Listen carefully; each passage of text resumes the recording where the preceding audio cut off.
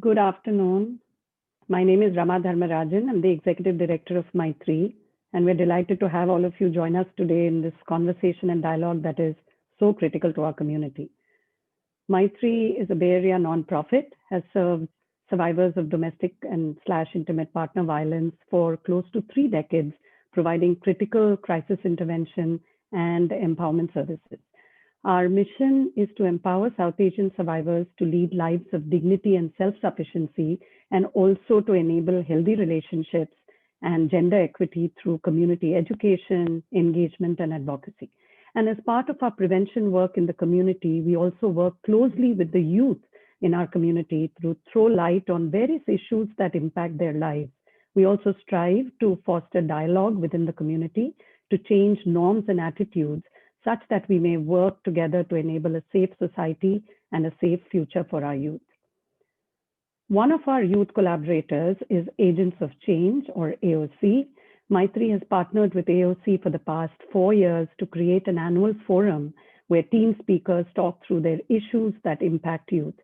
Today's event will feature 4 passionate youth who will share their experiences and a message for our community.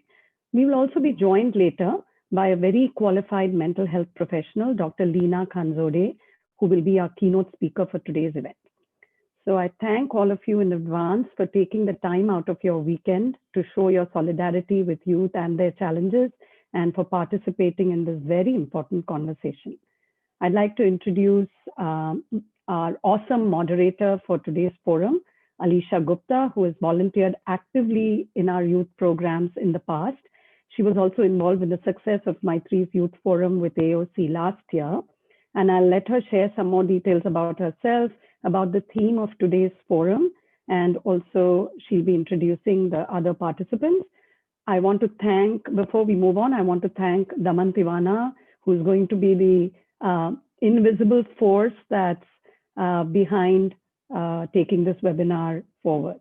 So thank you again. Alisha, take it away. Thank you so much, Rama.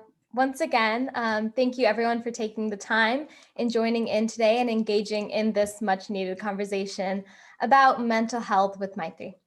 My name is Alisha, and I'm currently a freshman studying business at the University of Texas, Austin.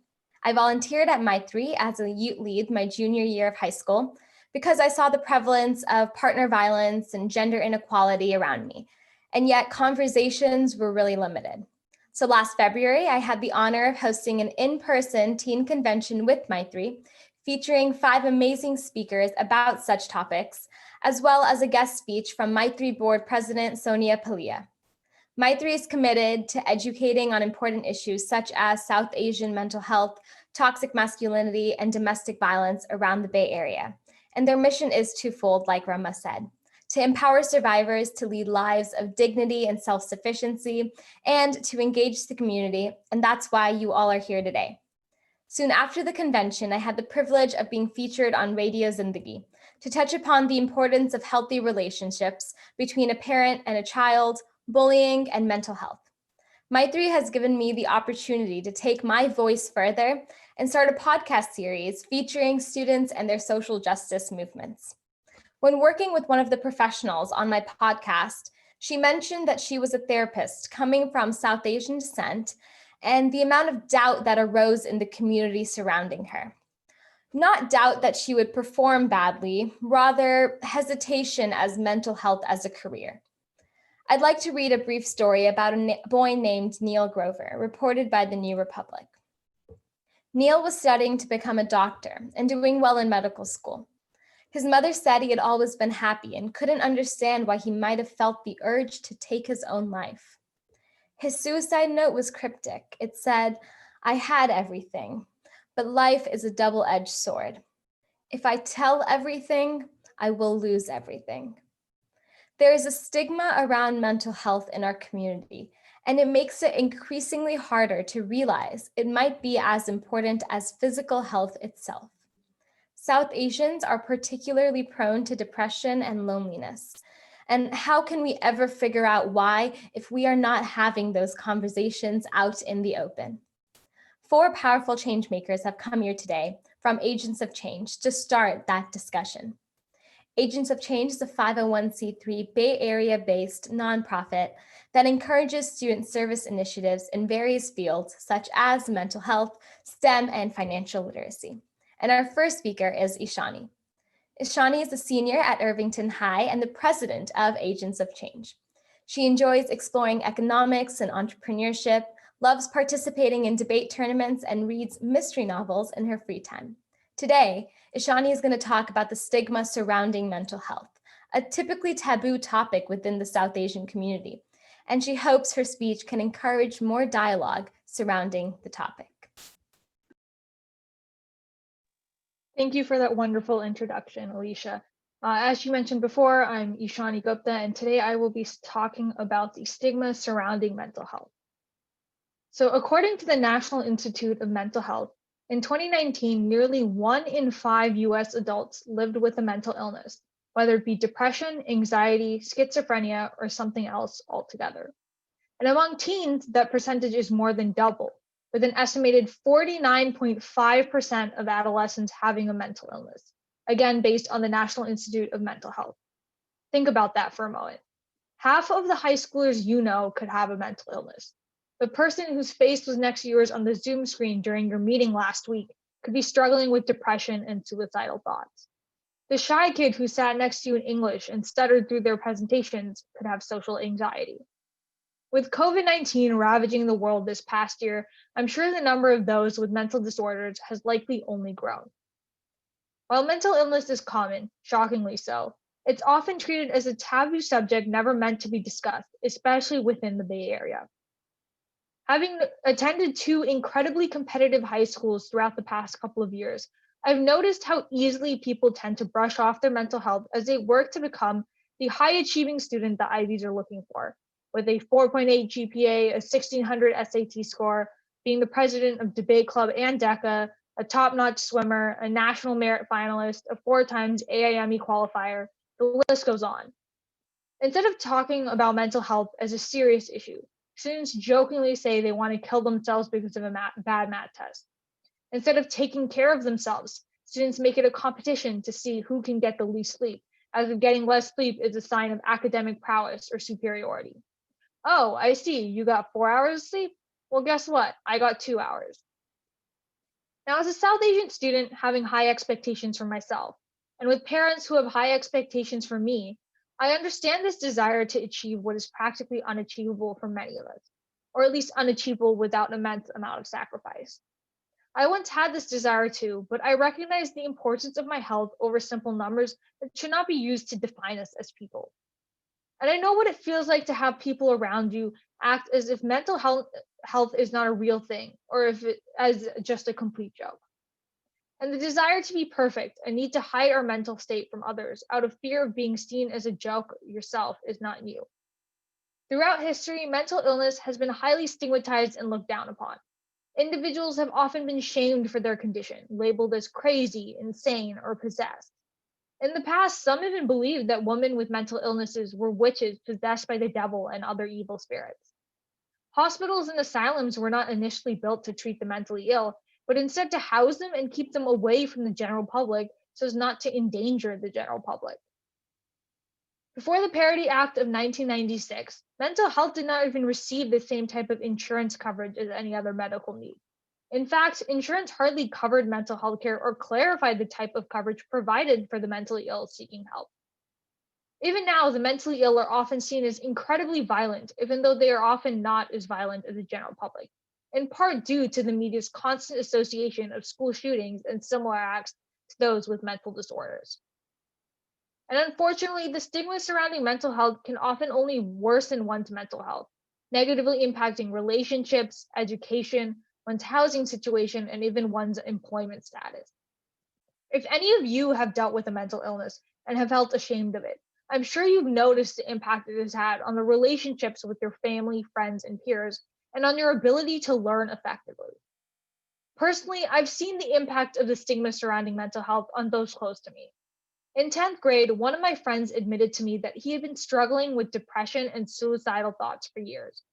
He expressed how he constantly felt alone and unsupported, especially since his achievement-oriented family viewed mental illness negatively and at times even insinuated that they believed it was not a legitimate issue.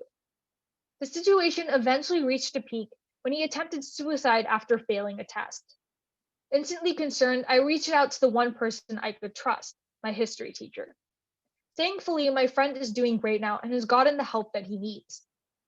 This experience has given me greater insight into the horrifying impact of the stigma surrounding mental illness and has now inspired me to work on breaking down the barriers in my community surrounding mental illness. Despite how deeply ingrained the stigma surrounding mental health is in our society, mental health is no less important than physical health. If we break an arm or develop cancer, we seek help. But if we struggle with a mental illness, we tend to either hide outward symptoms out of fear, shame, or embarrassment, or exhibit so few outward symptoms that it goes unnoticed by others. But mental illness can be equally as damaging as a physical illness, if not more damaging. And so I encourage all of you to think past that dream Ivy School acceptance, the perfect stats, and the perfect extracurriculars. Instead, look within. Consider your own mental state and how you've been dealing with the pressures put on you by society, yourself, your friends, your parents, or someone else. How have you been dealing with COVID-19 and distance learning? Are you enjoying having more time close to your family, or do you feel constantly distracted and disconnected from the friends you once ate lunch with and talked to daily?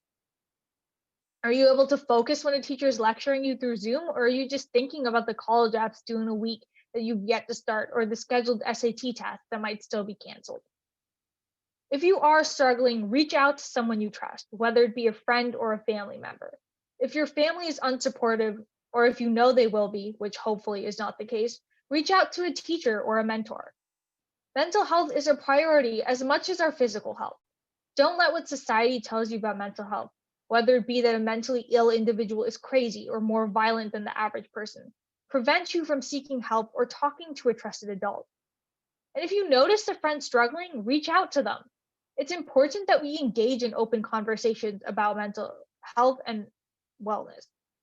We all need to become more open about viewing mental illness as being no different from a physical ailment. And for the adults, parents, or mentors attending this webinar, I encourage you to be more sensitive to the feelings of the students around you, whether they be your own children or those who look up to you. We never know the invisible struggles that people are going through, and it's important that we, society as a whole, begin to emphasize the importance of mental health rather than pushing mental wellness to the back burner and pretending it does not exist. Just remember that mental health is important, far more important than what your parents or friends will think if you get a B in your AP Calc BC class or if you get a 1450 on the SAT. Statistics don't define you. A resume can never encompass you as a human being, and society's perceptions of you and of mental illness shouldn't discourage you from seeking help. Thank you for listening. Thank you so much, Ishani, for that powerful speech. And I can definitely attest to the extreme academic competition, especially in Bay Area high schools. Not enough do we realize the importance of balance of sleep, work, friends and family, and more. And as I continue to work on that balance, I find myself more productive, happier, and more able to help others on their mental health journey. So next we have Kushal, a senior at Mission San Jose High School and the VP of AOC. He's passionate about languages, math, and volunteer service in the community. Thank you, Alisha, and thank you, Ishani, for that great speech. Today, I'll be talking about peer pressure and the effects that it has on our population. So throughout one's life, they are met with a multitude of different decisions that they have to make. Some can harm your academics, others can make or break a relationship, and some can be life-changing. Today, I wanted to speak to you about these specific decisions. How can you be sure that your decision is actually yours and not just someone else's that you've internalized? As a student at a competitive Bay Area school, I live in a competitive whitewater of students. When I first arrived in my high school, I was incredibly afraid of being worse than others and tried to pack my resume with things I thought would help me for college apps.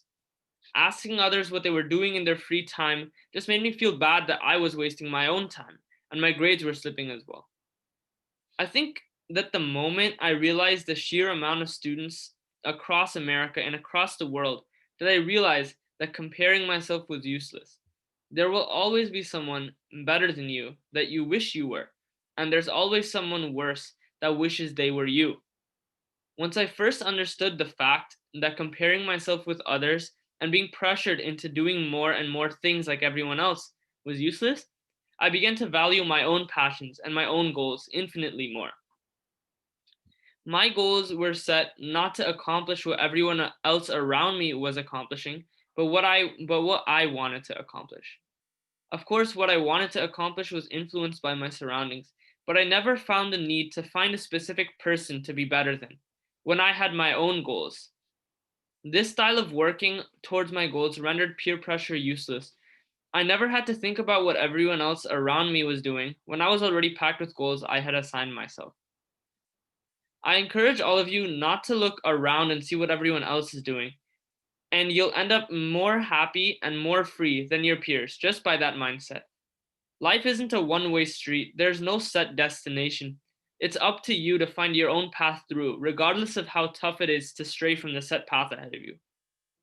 And when you do this, you'll realize all the resources and new opportunities waiting for you. As a student passionate about mathematics, the stream from freshman year to college is said to be clear and given. Take competitions, take AP Calc, etc., all in hopes of being competitive for college. But I encourage all not to do these things because of being competitive for college, but because it is for your own growth.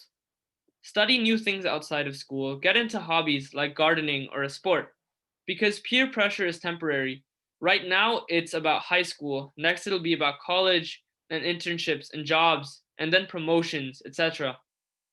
What you can do is invest in your future by forming hobbies and doing what you want to do. That way, you'll have a memorable childhood and life in total. Yet, peer pressure doesn't just apply to academics, it also applies to who you are as a person. Who you surround yourself with sets the foundation for your moral compass and perspectives on what you can do. Again, whenever you feel peer pressure is encouraging you to change your identity, party instead of work, or do something irresponsible, think about yourself. Is what you're about to do beneficial for you in the long run? If not, why are you doing it? Everything in the world comes and goes, and so does who you hang out with. So by trying to impress someone by drinking alcohol or smoking, you're just harming yourself and allowing the person to harm you as they eventually leave your side anyway. It's up to you to define your own path. The increasing interconnectedness of our society only contributes to this feeling of peer pressure. Via Instagram, Snapchat, and other social media, we often find ourselves saddened that our lives are so boring or that we are too ugly. We begin to base complex, subjective societal ideas on statistics and mirages of reality filtered out of proportion. Popularity reduced to followers, how many friends you have reduced to streaks on Snapchat, and the only way to get a momentaneous feeling of enjoyment being likes on a post. Peer pressure motivates us to adapt a style of life and ignore what's right in front of us in favor of publishing it out to the world. My only advice is to take some time to think of you and you alone. Ignore the thoughts of how others might think. What makes you happy? What do you want your life to be? One which you enjoy, or one where you are always hoping others will think you are enjoying. In the long term, you are in charge of your life. Find hobbies, go explore, and realize that posting things on social media doesn't define how much fun you had. You do. So to conclude, whenever you're faced with a decision, think of yourself. Are you going to be happy doing this? Are you going to be more successful doing this? If after self-questioning and weighing the pros and cons, you do realize that it's appropriate for you and for your future welfare, go for it. But if your reasons for doing something originate from hearing what the temporary people you surround yourself with, stray far from it. Again, the peers are temporary, but the effects of your actions will last throughout your lifetime. Thank you all for listening to my speech. Thank you so much, Kushal. So many people say, don't do it for the resume, do it for yourself. But like Kushal emphasized, it's hard to do that when you're constantly compared to other people or surrounded by the achievements of others. So how do you really find your passion? Well, for me, it's when I'm doing something without worrying about where it stands amongst others. It took me a while to figure this out. In fact, it took me graduating high school to figure this out and moving to college. But today I realized that coming to speak with you today. I'm super grateful for the opportunity and not worrying about, a 20-year-old or a 19-year-old giving TED Talks, but rather appreciating the opportunities that are presented in front of me. So next we have Shamita. Shamita is a senior at Lynbrook High School and the operations director at Superposition, actively advocating for gender equity in STEM. She loves gardening and eating home-cooked meals with her family.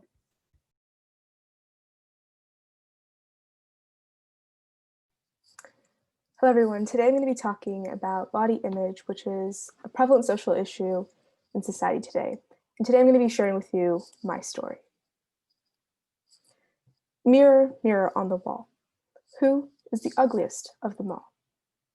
As an 11-year-old kid, I would often ask this question to my bathroom mirror. My mirror always responded, you. You are the ugliest of them all. Maybe it started in 3rd grade when my grandmother doused me in Fair and Lovely, claiming that my skin was too dark according to Indian beauty standards. Or maybe it started when my father allowed my sister to wear shorts during the summer, but forbid me to wear them because I was not skinny enough. Or maybe it started when my mother forced me to drink foul-tasting protein shakes at a young age because she was afraid of me not growing tall enough. Regardless of when it started, at the age of 12, I hated my body.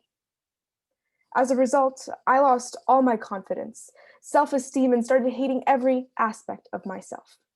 I began speaking less, thinking that my voice was not worthy enough to be heard. I began avoiding mirrors, afraid of facing the reality of my body shape. And I began wearing baggy clothes in the hopes of hiding my body. This extremity of body consciousness and social anxiety that I had developed led to the diminishment of my mental health and performance at school and my relationships with my family and friends. I thought everyone around me was fake and that there was no real reason for people to be interested in me. I convinced myself of this lie and ultimately drove away the people who cared about me the most. All my accomplishments, such as the victories in 5th grade Geography B and Math Olympiad contests, soon fell victim to imposter syndrome. Prefacing every word I spoke was an internal battle assessing whether the comment I was about to make or the question I was about to ask would make me seem more stupid than I already convinced myself that I was. In my 8th grade summer, I had the choice of switching schools, and so I mustered up the courage to move to another school where no one knew me. Driven by the new environment and the desperation for others to understand me, I pushed myself out of my comfort zone and promised to not let myself back in until I had learned to love myself. And so I refocused my concerns about my physical appearance to those of my communicative abilities. For my time being the quiet kid, I used my observations that studied the body language, pitch, and tone of voice of those who had the courage to speak. Using these observations, I began talking to my bathroom mirror every morning, reciting positive thoughts and famous speeches. After months of this practice, I was able to regain a little bit of my self-confidence. And with this little self-confidence, I further challenged myself to develop my public speaking skills. I started participating in school plays and our school's mock trial team. Initially, adapting to a large audience was difficult, I admit, and there were many times when I wanted to quit. However, I reminded myself that I could not let myself back into my comfort zone until I had learned to love myself. And so I had no choice but to push myself to stand in that spotlight and focus on performing each monologue and speech with emotion, passion, and dedication, rather than looking into the audience. 4 years later, and I'm proud to say that it's my words and no longer my physical qualities or beauty standards that define me. Through mock trial and performing arts, I've been able to regain my confidence and have learned to accept the fact that it's okay to be different and it's okay to be irregularly shaped in society, as normal body conventions are not the same for everyone. Now, every morning, I smile into the mirror and ask, mirror, mirror on the wall, who is the most confident of them all? My story is just one of many in our society today, as body image is a constant struggle and prevalent social issue. I hope that sharing my story reminds you that you're not alone, and hope that my words will give you the courage to overcome any internal battles you or those around you may be facing. Society will always find a way to put you down, and learning to love yourself is the key to overcoming these endless obstacles.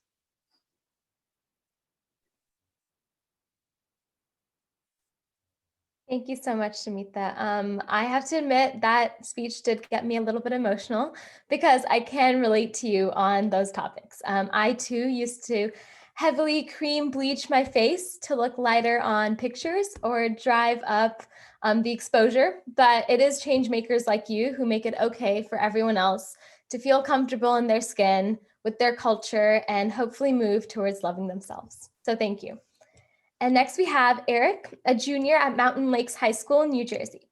In the classroom, he serves as a supporting editor in his school newspaper, acts in school theater productions, and represents his class in the USA Chemistry Olympiad. Currently, he is involved in a research project that explores trends and issues in Asian American voting. Today, Eric is talking about toxic masculinity, and he hopes to live in a future where society does not have to suffer from outdated, harmful expectations placed on men and boys. Hi, everyone. As Alisha said, my name is Eric, and today I'll be talking a little bit about toxic masculinity. So, a little bit about me. I was a kid who loved to cry. Sometimes I would cry for petty reasons, and other times they would be more emotionally impactful reasons. But either way, once I started crying, I was unstoppable. So my dad had to devise the regulatory technique of telling me to stop crying because proper gentlemen do not cry. And ever since, crying in public became my greatest fear. Much later, in my freshman year of high school, I joined the school cross-country team, and I wanted so badly to be friends with the varsity runners who were elite. They were so cool, but either because I couldn't run fast enough or because I wasn't strong enough, they excluded me from their social activities, and I always kind of felt a bit out of place. I can only smile upon this experience now because I grew more open-minded with experience. I made more friends outside of cross-country, and I began to realize what was really important to me in high school. In my sophomore year, I joined the theater program, and there I became part of a very compassionate group who I still treasure a lot today. But outside of theater, I was still occasionally taunted as a joke or as a theater kid malevolently because, well, I wasn't being enough of a man. What these three experiences all have in common is that they're all appendages of one larger body, toxic masculinity, which affects individuals across the gender spectrum and has damaged the lives of so many school-aged boys. But what exactly is it, and how did it grow to be so potent? Masculinity is defined by Wikipedia as the set of traits usually associated with boys and men that can be biologically or socially constructed. And in the ancient Western world, to be masculine was to be strong, courageous, assertive, fertile, and independent. Do these characteristics sound familiar? They should, because one thing that is apparent is that even with the evolution of masculinity, the apparent evolution, nothing has changed. The concepts of masculinity have largely remained the same since antiquity and just have not kept pace with the times. It appears that, in fact, even with the arrival of social movements and international reckonings of gender identities that critique critique patriarchal structures and toxic masculinity, masculinity has in fact evolved to its most toxic form, resulting in the ruinous transformation of young men and boys into school shooters and suicide victims. Now, this is not to say that traditional masculine qualities are bad qualities. I actually think that some of them are very valuable, but they can be harmful when men take them to a toxic point.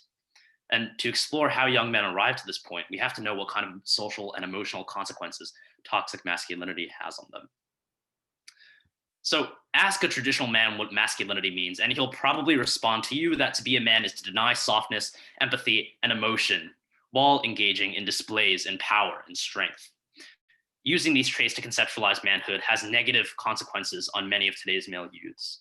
First, toxic masculinity robs boys of their ability to fully experience their emotions and give in to vulnerability.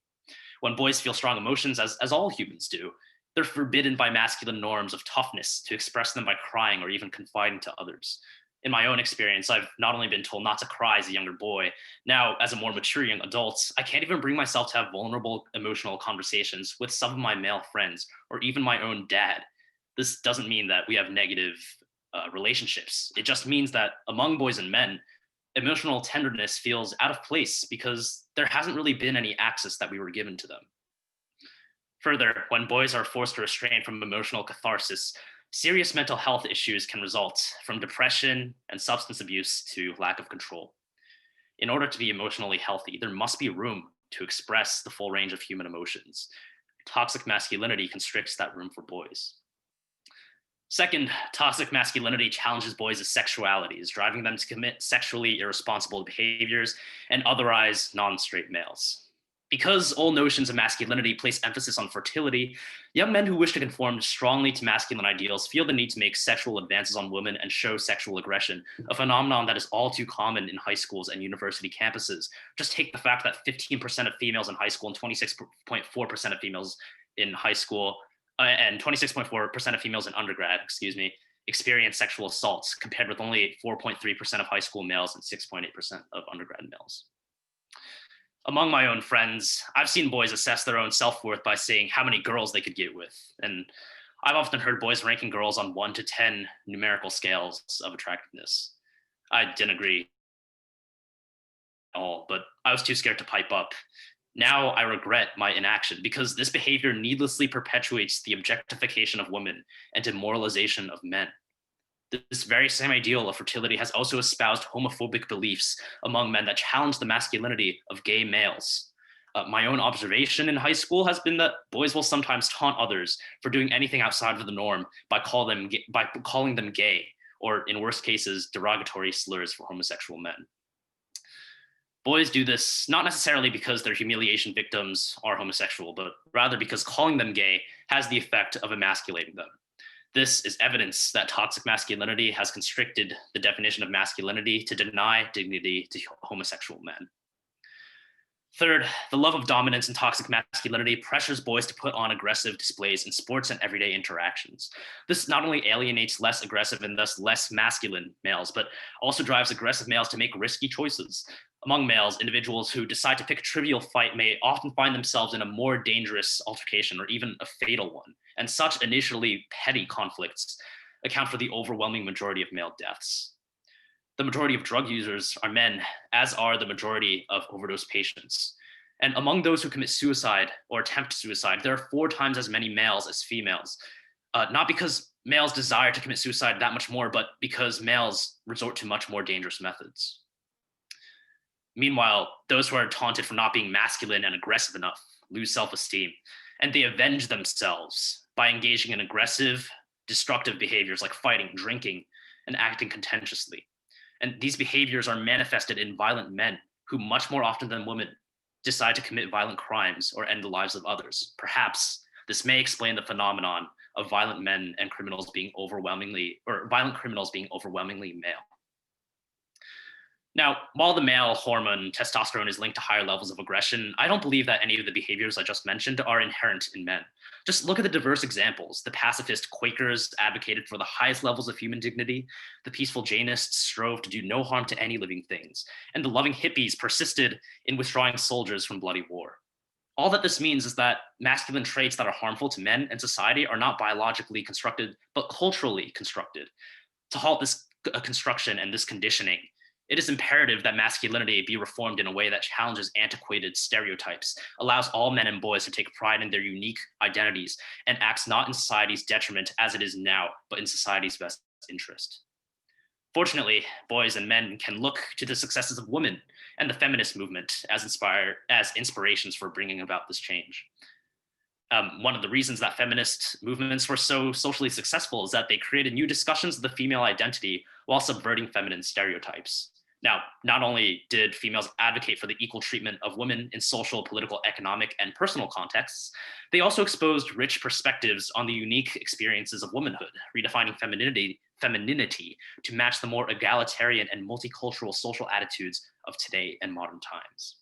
Now, as a result of feminine struggles, the world grew more accepting first of gender equality and next of females who did not want to express themselves as the traditional, attractive, demure, child-rearing woman that feminine ideals have demanded. Now, feminist thought also liberated non-straight women whose sexualities conflicted with traditional feminine demands.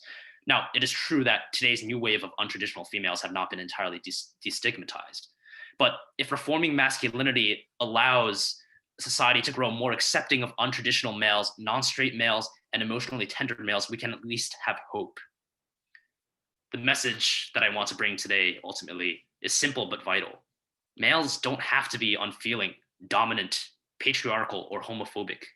I have to admit, I'm not very sure at all of exactly how masculinity should be reformed, but I am sure of this. Men, if we want to prove our manhood while preserving our honest human nature, we must stand up against toxic masculinity in all forms, because toxic masculine practices are all too ubiquitous in our lives. We must not permit our peers to talk about those who do not identify as males in a degrading manner. We must not let our friends disrespect others by using tropes like "you're so gay" or "don't be a pussy" that threaten certain people's masculinity while disrespecting others. We must not be deterred by anyone to honestly express ourselves and stay emotionally healthy. By taking our stand in our classrooms, homes, and circles of friends, we can halt the spread of toxic masculinity and change masculinity for the better. And we had better, because the toxicity is killing us. Thank you so much, everyone, for listening.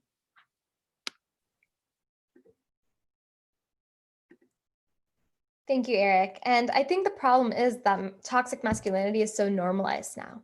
You know, the harmless statement for a boy not to cry during a rom-com is an example of toxic masculinity. And too many times we don't realize that. I will say, however, there is a current social media breakthrough of men and boys painting their nails and feeling comfortable ridding traditional norms. And I can only hope that this will continue.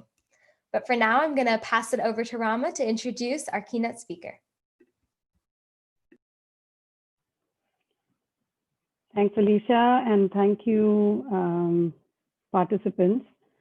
There were just so many things being shared, and you know, it sort of touched my heart just to hear all the personal experiences. It's not easy, I know.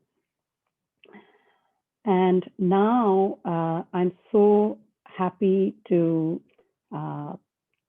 have Leena Khanzode, Dr. Leena Khanzode, join us as our keynote speaker. She couldn't join us at the beginning of the conversation, but we're really looking forward to have her share all her experiences with us. She's a child and adolescent psychiatrist practicing in Los Altos, California.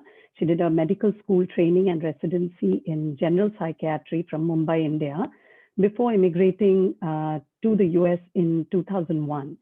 She completed her adult psychiatry residency and child and adolescent psychiatry fellowship from Stanford University, graduating in 2009. And she's an adjunct clinical faculty in the child psychiatry department at Stanford. In addition, Dr. Khanzode is also the president of a nonprofit organization called Tarika Foundation, whose mission is to create awareness of mental health in children and teens by conducting educational workshops and seminars for parents and teachers and youth mental health awareness events. And they also teach stress management strategies like mindfulness to children and teens.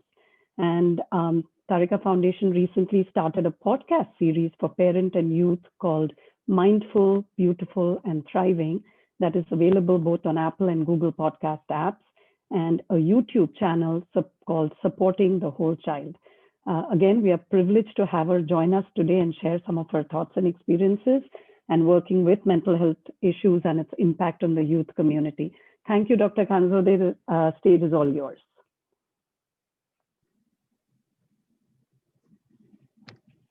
Thank you for having me, Rama, and thank you, Maitri and the Agents of Change, for organizing this wonderful event. I am certainly delighted to be here to share some of my thoughts and experience. So, you know, I'm sorry I was busy with our nonprofit event earlier this afternoon. So I just rushed through and came and joined to this session. Is my lighting not too good, do you guys think, or is it okay? We can see you well.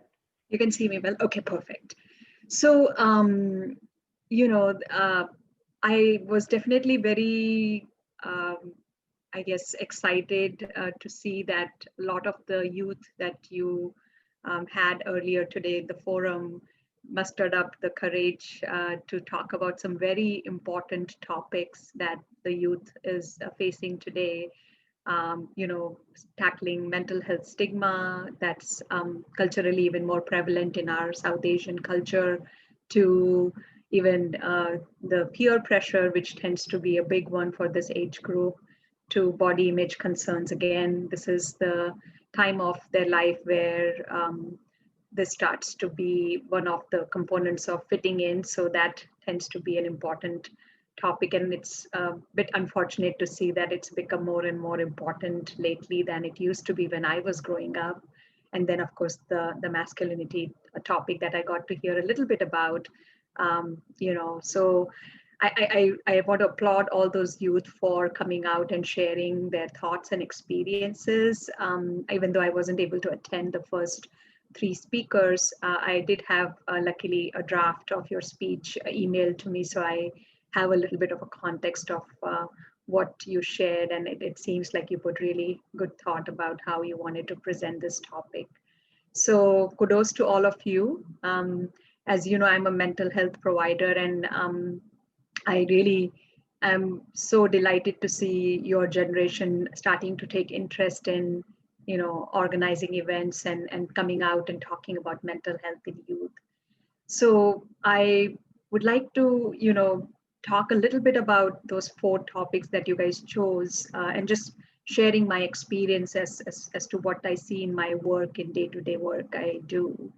So, I have to say that the stigma unfortunately still exists. And, when I first immigrated to this country almost 20 plus years ago, I thought that it was very much of an Eastern world problem, that the mental health stigma, is more culturally, in the Southeast Asian and South Asian culture.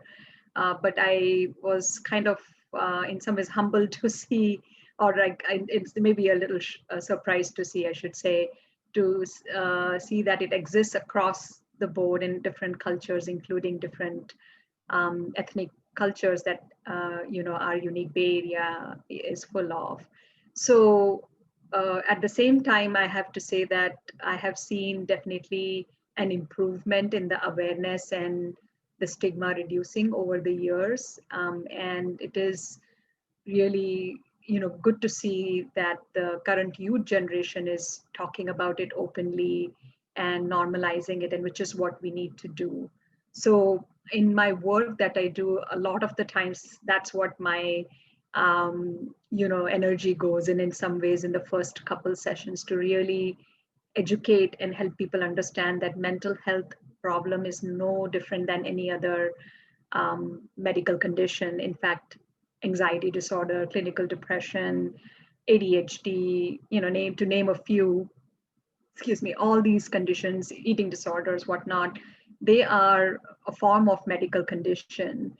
And just like we take any other medical condition seriously, these need to be taken equally, if not more seriously, because as we all know, our mind is our hard drive for our computer, our body, and if we don't take care of that, we are not going to go anywhere far. So I commonly give the example of diabetes versus, let's say, depression or anxiety, and I help people understand that brain is one organ, so is pancreas, and when there is insulin deficiency or some kind of problem with your insulin metabolism, people develop diabetes. And in the type 1 diabetes, which is primarily where there is deficiency of insulin, that's treated with supplementing insulin from outside. And so, I ask parents, God forbid, if your child had diabetes type 1, would you hesitate to, give them this treatment of insulin? And even if they had to be taking it for a larger period of their lives or majority of their lifetime, there is very little hesitation we have, because we think, oh, it runs in our family and it is just one other thing that, we have to tackle. And thank God there is a treatment and there is a medicine that helps. And so there is very little reluctance in accepting that and moving past that. And of course, it's a challenge, and not to undermine that it is a difficulty that both parents and child go through.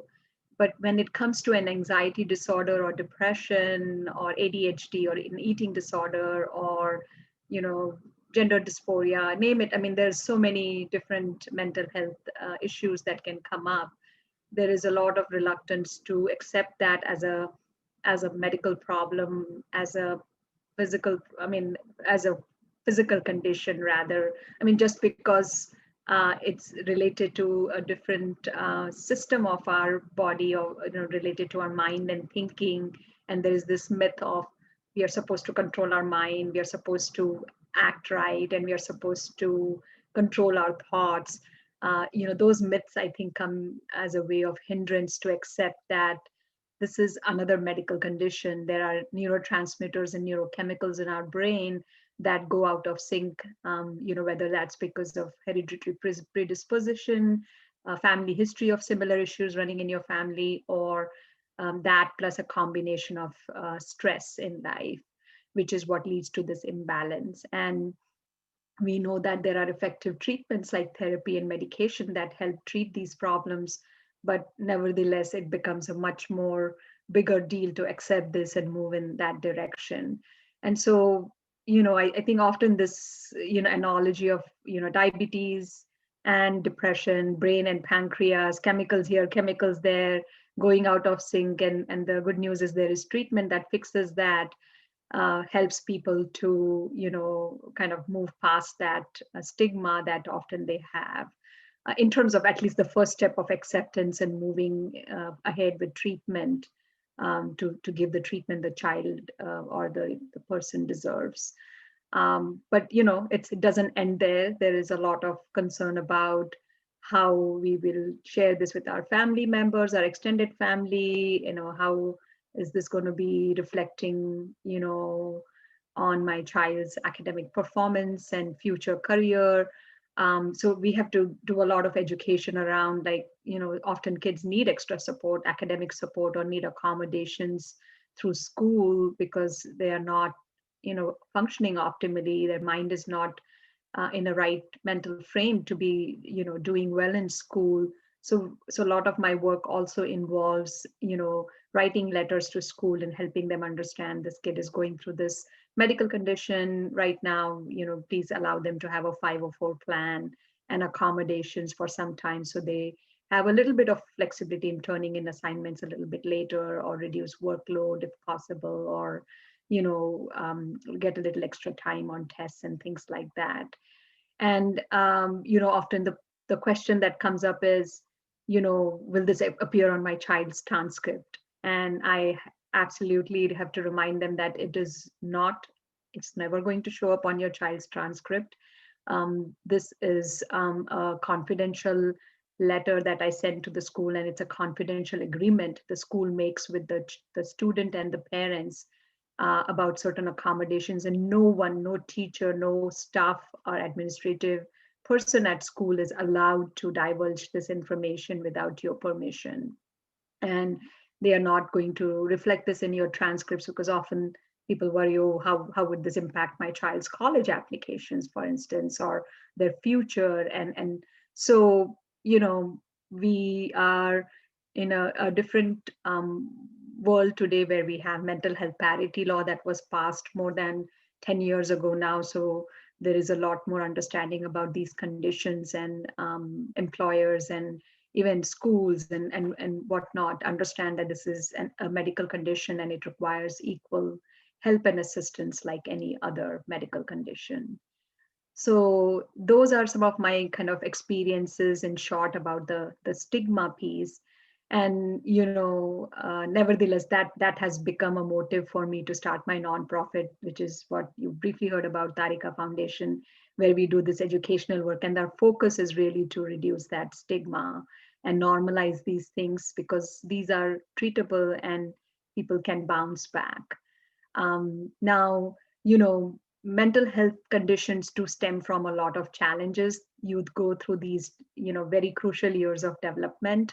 They are, going through a lot during these age of middle and high school, with puberty changes and, trying to fit in with their peer and finding the right peer group, and feeling they are accepted and well liked. And then with the advent of social media, I think it's become only more challenging for this digital age, generation, I think, because, when I was growing up, I could be seen as this awkward, shy kid who could, wear whatever and walk away, and people would just talk about it for that day, and the next day I could look better and it would be done.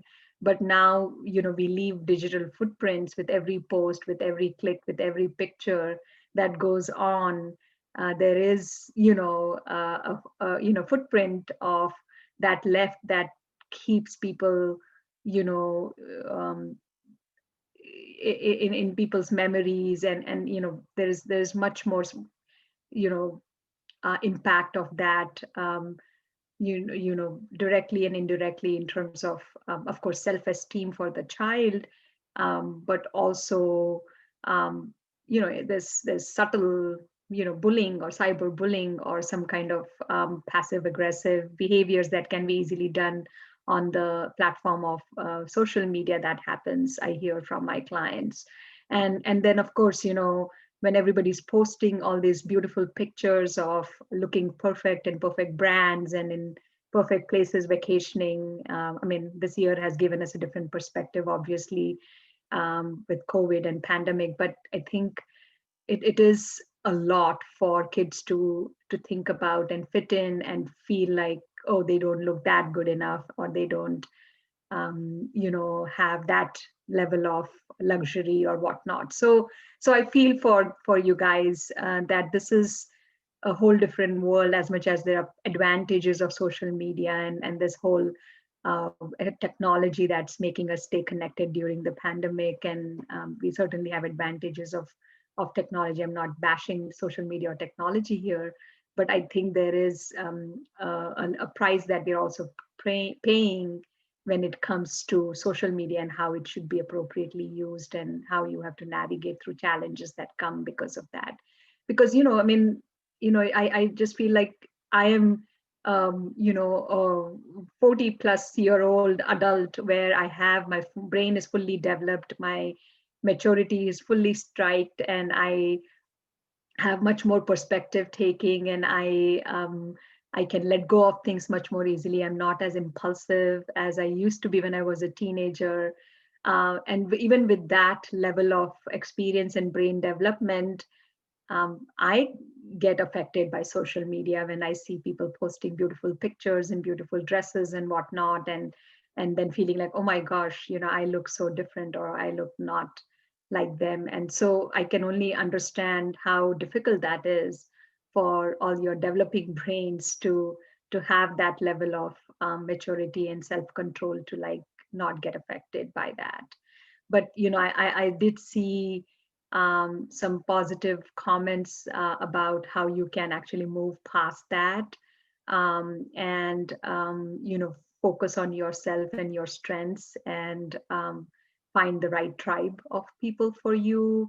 And the reality is that everybody has something to offer, and everybody's unique in their own way, and we all have a place for us. And it's hard to understand that or accept that at that age you are in, but it all works out. I was this short, nerdy kid in my middle school who was great at academics, but I didn't have to excel in other 10 different things like you guys have to. And I found my way, and I feel like, oh, of course, I went through my insecurities and whatnot, but we do. And I see all my classmates and everybody's found their way. So I think it's important to bring that into perspective, that you don't need to totally fit in and feel like you're the perfect peer or perfect friend. It is just a thing that evolves with time, and you will find your strengths and your path, and your own kind of unique self, and that self-compassion towards self, and having confidence in your ability and focusing on your strengths is a way to kind of move past these petty issues related to, I mean, they seem petty now, of course, to me, but they meant a lot more maybe, when I was your age. But looking back, you may find them pretty petty, that, oh my gosh, I would feel insecure about my body in front of this girl or this boy, or I would feel, so intimidated by this person who had, excellent track record in everything, academics and extracurriculars. It really doesn't matter in the long run. And then, in terms of just advice that I would like to give people who are getting caught up in this body image, kind of struggle, which I again understand it's not easy. Nobody falls into that trap by choice, but you kind of slowly get into that trap. But as long as you have that awareness that you can, as long as you can understand that it is okay to feel not perfect and great and good enough all the time. I mean, I wish I was taller than 5'1" but I had to accept that's what it is. And wherever I could, improve, I could get rid of my glasses and wear contacts. That's a change I could make. But I'm still wearing my glasses today. But there are things we can change, things we can't, and we need to find a way to love ourselves and appreciate the parts that we are blessed with. I think that really helps you to move, kind of get, I guess, get too pulled or even sucked into this path of developing an eating disorder and whatnot. So that's my biggest concern. I'm seeing more and more, even during the pandemic, that as we are all stranded at homes and our activities have been limited, we are all gaining weight.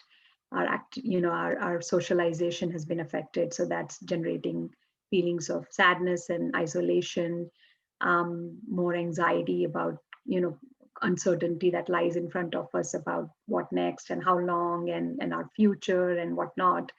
And I think it is important to be aware of those things building and nipping them in the bud.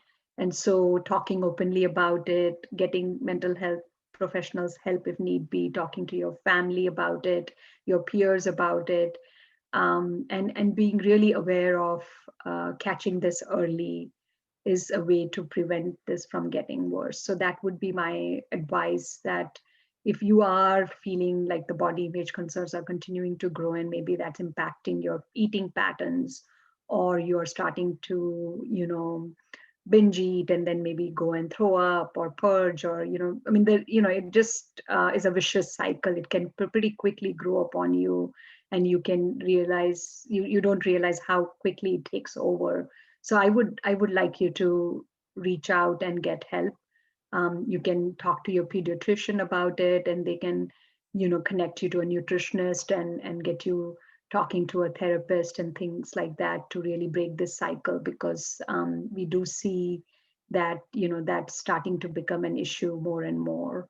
So that would be my, I guess, real advice to all of you, to not take these things too easily or take it for granted and let it slide, because there's a lot of other important things that you have to do. Your college apps are more important, your high school grades are more important, and people just generally push this thing in the back burner. But we know that these things are much harder to get treated for and managed if you sit on it for too long. So just like when we have a fever or a headache, we run and get a medicine or do something about it. It's the same thing. If you notice any thing that's just nagging you emotionally and it's only getting worse, then you need to take a pause and get help and not delay on that. All right, I know I'm not keeping track of time, Rama, so I think I might have spoken for at least 15 minutes. So if this is a good segue, I can stop and we can have some question and answers session going. Thank you very much, Leena. I'm going to hand it back to Alisha, who's our moderator for today. And thank you very much. That was very useful to hear. Thank you. I echo that. Thank you so much, Leena. And what really stood out to me was when you said everyone finds their own path. And I think that's so true. So just, stick with it and get help if you need help, and reach out to others for support. I know all of us are here in Maitri to support you, and things will definitely work out for the better. For now, I hope everyone is learning a lot today. I know I did with these wonderful speeches. So before we move on to the Q&A section, I wanted to take a little time to fill out the survey poll. The only way that Maitri can improve its program is with feedback. And so it'd be a lot of help if you filled out the poll for us, and should only take up to 30 seconds. I'll also link that in the chat. And as you all are doing that, feel free to drop a few questions in the Q&A box, and we'll get to that right after this poll is over.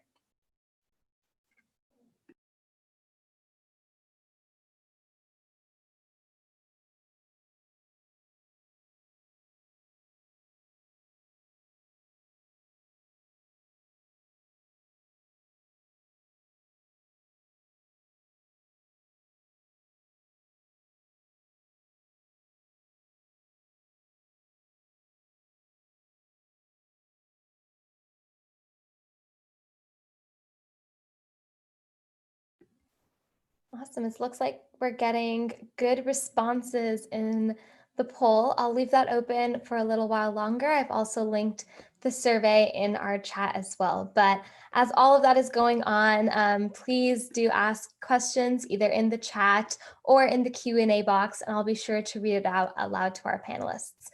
We also have a Facebook live stream. So if you're on that listening right now, please feel free to drop our questions there and we will get our panelists to answer it.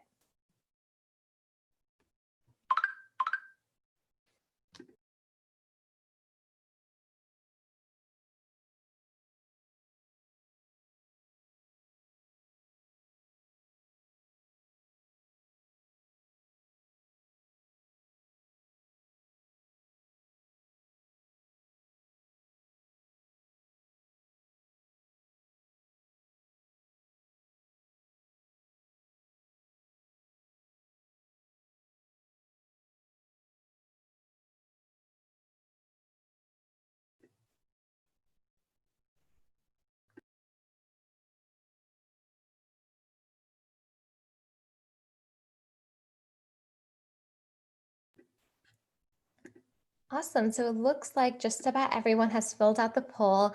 Please be sure to also follow Maitri Bay Area on Instagram, Facebook, and Twitter. This way you can stay updated with all the programs and amazing things that our youth leaders are doing.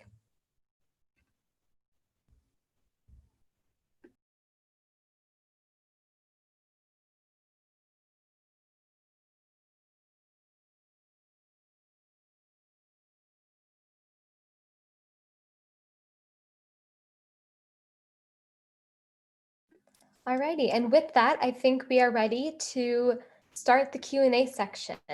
So definitely keep the questions coming, but if I could invite all of our panelists to turn on their cameras and we can get started.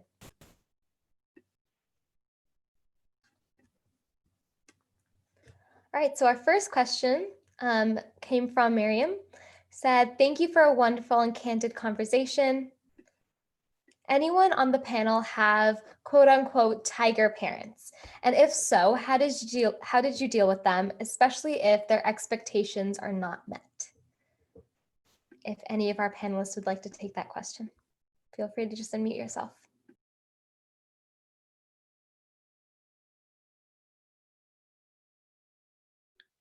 I can start. I can't say I have tiger parents, but like I'm sure that you've heard like even if your parents are tiger parents, they do want the best for you. I think just the best thing is not to fight them, but to communicate candidly to them that, well, you know, you have your own pursuits, just like Kushal mentioned. And well, I can't really speak from experience, but that's what I could say. Those are my 2 cents. Yeah, adding on to that, I'm fortunate enough to not have like full-on tiger parents, but I do definitely have parents that are very like achievement oriented and would like me to get into a top college like Harvard or Yale or Stanford and so on. And so they definitely do set like high expectations for me, and I set high expectations for myself. And what I've noticed in terms of not meeting their expectations, if I can communicate with them that like I'm happy with where my life is going, I'm happy with like the success that I have had, or if I've had any failures that I've learned from them, that tends to help, because my parents just want the best for me. If they know that I'm learning from the mistakes and the failures that I've had, then they know that I can still grow and that I can still achieve success in the future. And so just communicating your own interests and goals. Like, for example, my parents consistently pushed me towards computer science. I had to convince over a period of a couple of years that that was not my passion and that I would rather pursue economics or finance. So I think it's just important to not necessarily give in, but to show them that you can pursue your interests and passions, that that's what makes you happy, and you can still be successful in the future with that. I would like to add on to that and say, although I definitely don't have tiger parents, I do come from an Asian household that practices filial piety, which means you kind of give a lot of respect to your parents and you kind of follow their words blindly. But over the years, being in quote a Western society and an Indian society, kind of combining those two and communicating with my parents, the differences I see in both, I think we've grown together to kind of understand each other better. So adding on to what Ishani and Eric were saying about communication being important, it really is important. And I think that's just the way you can get around having quote unquote tiger parents. Sorry. Speaking to what everyone else was saying, I also do not have tiger parents, but I do live in an Asian household, and a lot of the expectations that my parents held of me were not consistent with what I had for myself. So I believe that through communication and kind of explaining that this is what is good for me, I was able to kind of overcome the ideas that my parents could kind of define my life, because the only person that can really define one's life is themselves, and not your parents. If you just listen to yourself, I believe that it's really up to you what you do with your life. So I think that that's the kind of philosophy that I took throughout my time. Thank you. That was wonderful insight from our student panelists. I actually talked upon this topic at Radio Zindagi, and I can kind of speak more to the parent side of things. I think as students, when our parents tell us something, obviously, early on, we tend to listen more than we do when we start growing up. And so the more that things are forced down of us, sometimes there's rebellions and students aren't guaranteed to listen. So I think as simple as a conversation can help meet that balance. And I think that's been the trend with all of our responses, is communication and conversations, and that having that open conversation about what will make your child happy and what will make the parent happy, and coming to that happy medium will ensure success for both sides of the party. So really just communicating and making sure that whatever path that you are taking, you are the happiest doing it, because I think something that I've noticed is that if you aren't truly happy doing what you're doing, then success isn't going to come along. I think happiness and success definitely come hand in hand to a certain extent. So, all right, moving on to our next question. This is actually for Leena. The question is, what would you suggest parents to do to make sure teenagers are emotionally taken care of?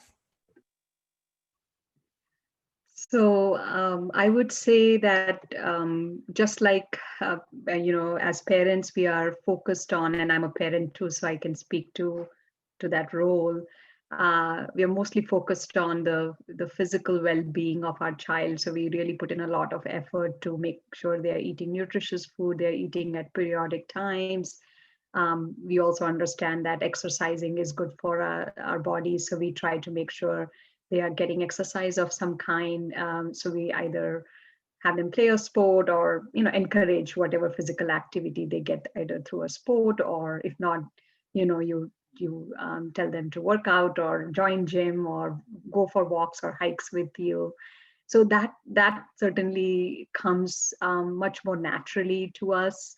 But what I feel like often is missing is also thinking about their mind and their emotions, and focusing on what can be done to make that healthy, and how can that be fostered in a way that they can become emotionally resilient as well. So the focus shouldn't just be, okay, I want them to be physically well and not get sick and focus on that type of resilience, but also emotional resilience. And just like our body needs exercise and nutrition for it to be healthy, our mind also needs that. So cultivating, habits of open communication, talking about emotions, and um, times where maybe you are upset about something or you've had a tough day, talking about those things openly and normally, and normalizing that yes, I can also have a bad day, I can get stressed out, I can feel sad sometimes.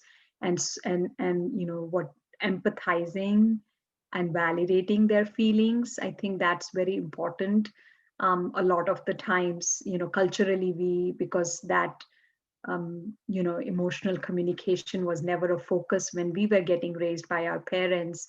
It tends to not be a focus at all. We don't even take a moment to actively listen to our kids. So I think, that communication that all the youth members were talking about really becomes an open communication and a worthwhile communication, that can resolve all kinds of conflict only if you are willing to actively listen to your child.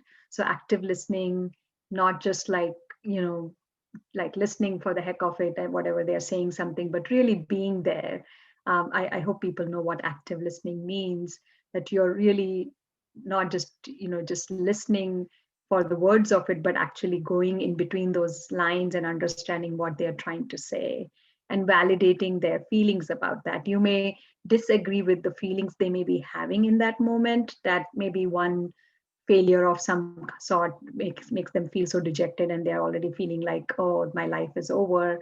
You may feel like that might be an extreme reaction. You may feel that that's a little not so like proportionate to what's happened, but your first step should always be to validate that, because you're not them. And when you were in that age, you felt the gravity and intensity of those failures or situations much more. So really, focusing on validating those feelings and empathizing, like putting yourself in their shoes, and feeling how this could be feeling. Maybe this was their first thing of some sort that was so hard for them.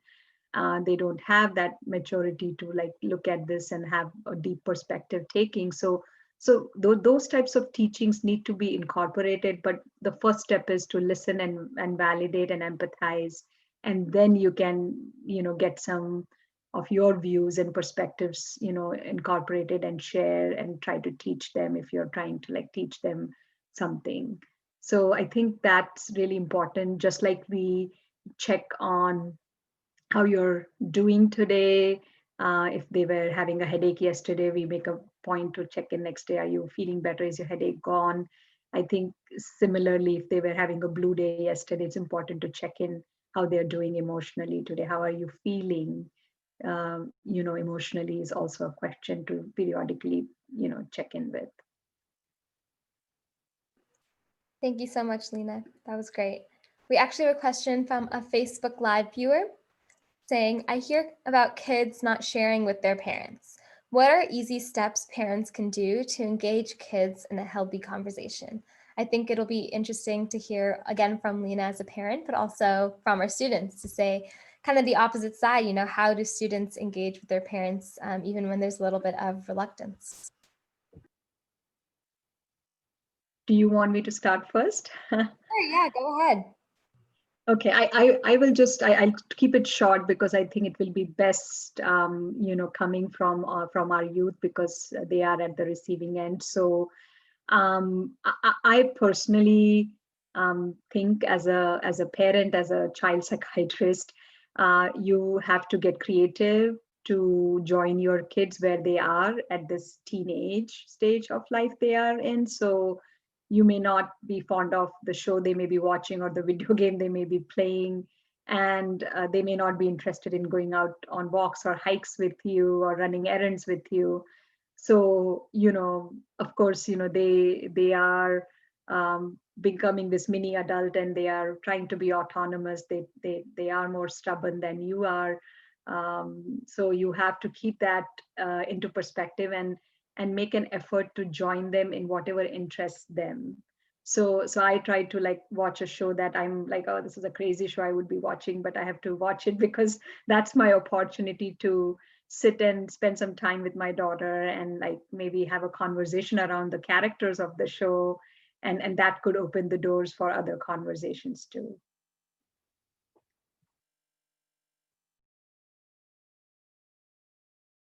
Yeah, I definitely agree with Leena's perspective. I think it's important to not necessarily like force a conversation and make it feel like it's like an intervention, or you're trying, or like the parent is trying to solve something that they see is wrong within their child. So I think it's really important to have it be more of like a natural conversation where it seems like you're just talking about various things, whether it's like stuff that happened at school or so on.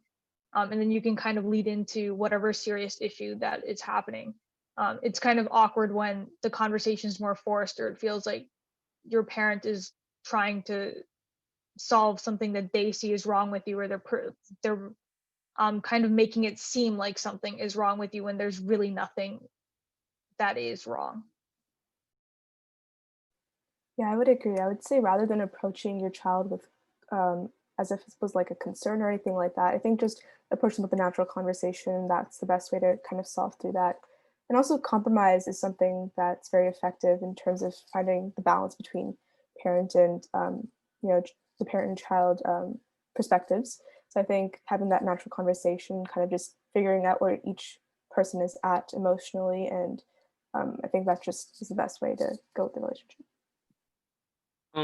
Yeah, so like Shamita and Ishani said, I think that the best way to communicate with kids is through casual conversation, just kind of an easy introduction to the serious topic. And I think that that kind of fosters a sense of camaraderie. But I think that the most important thing is validation. The most crushing thing to hear is when your emotions or feelings are not warranted and that they aren't deserving of respect. So I think that the most important thing to do in that situation is just validate their opinions and kind of hear what they have to say before offering your perspectives. Yeah, I definitely agree with all my fellow panelists, and I do think that what they said was very true. I also can't speak for others, but I tend to share most with my parents when I'm around my parents more. So I guess like when I'm spending an extended period in my room by myself, I'm obviously less inclined to, I'm less inclined to tell my parents things when I see them. But I guess, yeah, if you're trying to get your kid to share with you, just spend some time with them and just be with them. Obviously, don't intrude on their privacy, but that's that. Thank you so much, panelists. This is actually a question back to Eric, talking about toxic masculinity. The question's from Rahul. It says, which masculine qualities are perceived as harmful, beneficial, and are there any that remain ambiguous or change depending on a certain situation? It's a great question. Yeah, that is a great question. And I think, Rahul, if you're referencing a part of my speech, I know what part of that is. I said like something along the lines of, oh, I don't think all masculine qualities are bad. They're just bad when they're taken to a really harmful extent. So an example of that would be like a masculine quality would probably be like coolness. You have to keep it cool. I think, yeah, that's generally good when you're worried or distressed. You like try to keep things professional, which is it's a good thing. But it's only bad when you take that to an excess. And an example of when that's taken to an excess is when you're telling yourself not to show any emotions. And well, you need to show emotions for catharsis. So that's just one example. Another example is like, males have to be dominant. That's a traditional masculine trait. And I actually think that, showing that you have strength is a good thing. But obviously when it's taken to an excess, it's bad. That's what makes masculinity toxic, and it's what most people think of when thinking of toxic masculinity. So I hope that answered the question. Awesome, thanks, Eric. This one's for Shamita. What steps can young people take to combat normative beauty standards in the South Asian community? All right, so for me personally, I think I kind of just ignored the beauty standards at first. I mean, at first, like my family kind of made me familiar with that, and I kind of grew up with those beauty standards. But I think after some time, I kind of just ignored them and focused on kind of improving myself as a person and my speech and the way I communicate with others, because I think ultimately your face value can only take you so far. And I think beauty standards are way too overrated. So you should really be focusing on yourself. And even when you're struggling with body image and stuff like that, make sure to be open about it, because you never know when another person's feeling the exact same way as you unless you speak up. So I guess communication, once again, is really important in terms of combating beauty standards. And also, I think as we progress into the future, you can see more people on social media, especially, kind of talking about this issue and talking about their own stories. So I think it's important to open up and just let others know your personal stories and how you've dealt with body image issues as well. That's great. And I actually watched a TED Talk recently that is all about, it was just called Fat. And it was basically about, why does fat have a negative connotation to it? It shouldn't, right? It's just a different body type. And it's a really insightful TED Talk. So I encourage everyone out there to really go explore those topics, especially on social media. All right, just a few more questions to wrap up tonight. Do our student panelists feel they have received support, knowledge, and education on mental health issues from their middle and high schools? Is it part of the school curriculum? I could get started on that. So I believe that there definitely is a lot of work to be done with regard to the mental health curriculum at our school, at our schools. At least in the Fremont Unified School District, we are allotted 1 semester of health in our freshman year, which means that we don't even get to really see what high school is about, because that comes after we take our health class. So I believe that health is really important because every year gives its own challenges. For example, as an upperclassman, you have to definitely value time management more, and I guess being able to handle relationships and things like these kind of social aspects of health. I believe that these are kind of not spoken about as much because it's just as much of a taboo in school as in South Asian communities. So I believe that there's a lot of work to be done. I'd say that if we could have a kind of health program that's geared toward the student for all 4 years, that would be the ideal one. But I think that there is a lot of work to be done.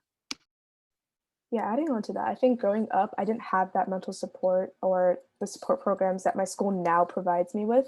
And I think it's a changing movement. We're progressing into a better society where schools are focusing more on the health of their students and the mental health especially. So I think with social media once again and the power of the internet, the schools are recognizing the importance of mental health, and students are taking their own initiatives as well. So it's not just schools, taking the initiative. I think it's also important for students as yourselves to take initiative and let your school know that, hey, we need these resources if you felt like your resources are not being provided for mental health resources. Yeah, elaborating on that. So Kushal brought up that within the Fremont Unified District, there's actually a health course in which they do talk about things like mental health, addiction, alcohol abuse, and so on. And I think one thing with that, especially since I switched high schools, I actually am taking that course this year as a senior. And I've noticed that a lot of the skills they are teaching in that course are quite useful, especially when you're younger. Like I've already experienced like pretty much most of high school. So I've gone through a lot of these things that the health course is now teaching me. And I've already had these experiences I've learned through kind of like my own struggles personally. So I think that schools are definitely starting to become more open to encouraging dialogue about mental health issues and addiction, and toxic masculinity and peer pressure and so on. But I think when many of the panelists were younger, it wasn't that big of a deal. Like nobody really took it seriously. It wasn't covered as much. It was kind of ignored, and many people pretended it didn't really exist. But as time has gone on, I think people are starting to recognize the importance of mental wellness, especially within schools that are so highly competitive within the Bay Area, where like students are essentially competing to like determine who gets into an Ivy League school. Yeah, my school has our guidance department has a sector that deals specifically with mental health issues or abuse. I think that, yeah, it is great that schools are recognizing that that's important, but at the same time, the students also need to be encouraged to seek help, or at least seek help on behalf of another person, because I do know people who do struggle with mental health issues, but don't actively seek for the help. Also, another thing is, I think people are afraid to ask for help. My school is comprised of many, many athletes. So toxic masculinity, as you can imagine, is very prevalent. There have been some cases of rape, which is super distressing, but nobody talks about it. And I think people should be able to talk about it. Thank you to all of our panelists. Unfortunately, we only have a few more minutes for today, and I see some really great questions in the Q&A box. So what I'm going to do is I'm going to drop AOC's email in the chat, and I really encourage everyone with these amazing questions to reach out to them via that email, because I know our student panelists would be more than happy to answer them. But one final question to actually close up the night for our panelists today. What more can agencies like Maitri and Agents of Change do to help youth? So speaking on behalf of Agents of Change specifically, so we have started a lot of different initiatives in the past and in the present that work to better our community. So this specifically has been a panel that we've done across many, many years with Maitri. We've had this partnership pretty well established to address the issues that surround mental health. And we talk about different things, as you saw today, with toxic masculinity and peer pressure and the stigma surrounding mental health. And we're definitely going to continue with events like these in the future. So I think it's especially important to just go out there into our community to work, to engage in open conversations, whether it be with like your own children or with parents, or with those that with like different school officials and so on. So I think it's just really important to engage within your own community instead of distancing yourself or pretending that your own problems or somebody else's problems don't exist.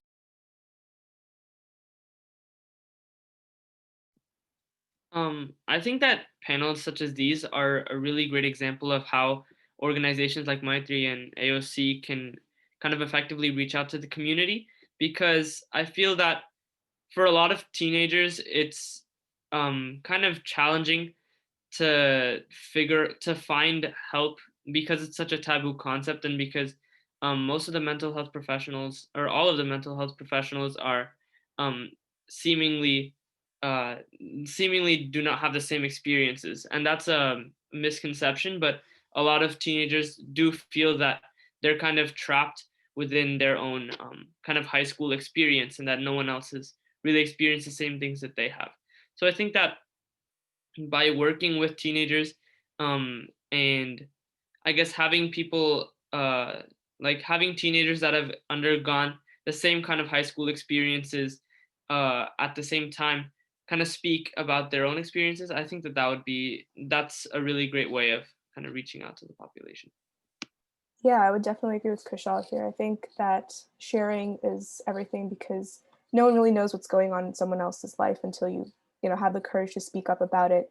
And it's only then where you can make change together. It's then you recognize each other's perspectives. So I think it's all about that communication and openness. So say from what I said before, like encouraging people to speak out about their experiences and seek help when they need it, I think I'd have to agree with Ishani, Shamita, and Kushal that the best way to do that is to just make these conversations happen. This is personally my first mental health panel I've been in, and I found it to be so fascinating. I really love my fellow panelists' speeches, and even in this Q&A session, I'm finding really insightful like questions and responses that will actually really resonate with me.